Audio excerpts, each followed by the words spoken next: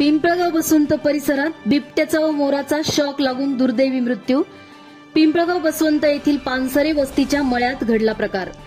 बिबट्या भक्ष्याच्या शोधात मोराचा पाठलाग करत असताना विजेच्या ट्रान्सफॉर्मरवर बसलेल्या मोराला पकडण्यासाठी त्यावर झेप घेणाऱ्या बिबट्यासह मोराचा शॉक लागून दुर्दैवी मृत्यू झाल्याची घटना पिंपळगाव बसवंत परिसरात घडली असून वन विभागाने घटनास्थळी धाव घेत बिबट्या व मोराचे शव ताब्यात घेतले असून मृत मोर व बिबट्यावर शासकीय नियमानुसार वन विभागाच्या परिसरात अंत्यसंस्कार करण्यात आले.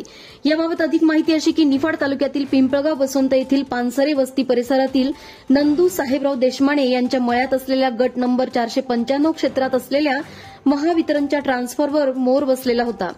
त्यास पकडण्यासाठी गेलेल्या बिबट्याला सदर ट्रान्सफॉर्मरच्या इलेक्ट्रिक तारांचा 11,000च्या व्होल्टेजचा शॉक लागला. दरम्यान यात सदर ट्रान्सफॉर्मरवर बसलेल्या मोराला देखील शॉक लागला. त्यात मोर व बिबट्या दोघेही मृत्यू झाले.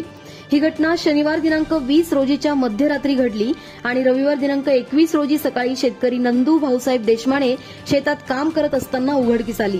सदर बिबट्या नर जातीचा असून जवळपास 8 ते 9 वर्षांचा असल्याचा अंदाज वन परिमंडल अधिकारी अजय शिंदे यांनी सांगितले.